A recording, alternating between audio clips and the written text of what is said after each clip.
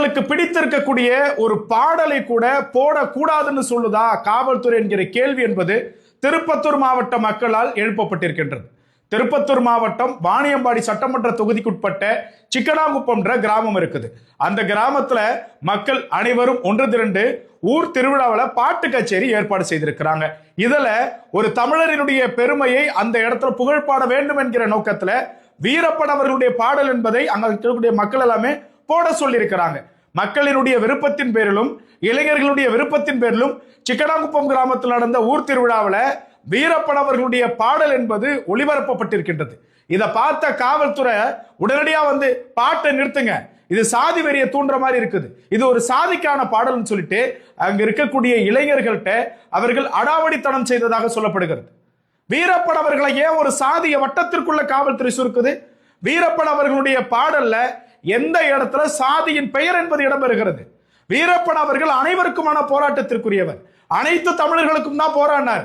வன்னிய மக்கள் வாழக்கூடிய பகுதியில் மட்டும் போயிட்டு அவர் துப்பாக்கி தூக்கி நிக்கல, அனைத்து மக்களுக்கும் விவசாயிகளுக்கும் அரணாக அவர் பாடுபட்டார். அப்பேற்பட்ட ஒரு மனிதனுடைய பாட்டை மக்களுடைய விருப்பத்தின் பெயரில் போட்டால் காவல்துறை அங்க இருக்கக்கூடிய இளைஞர்களின் மீது சீறி பாய்வது எந்த அளவிற்கு அராஜகம் என்பதை வெளிப்படுத்துகிறது.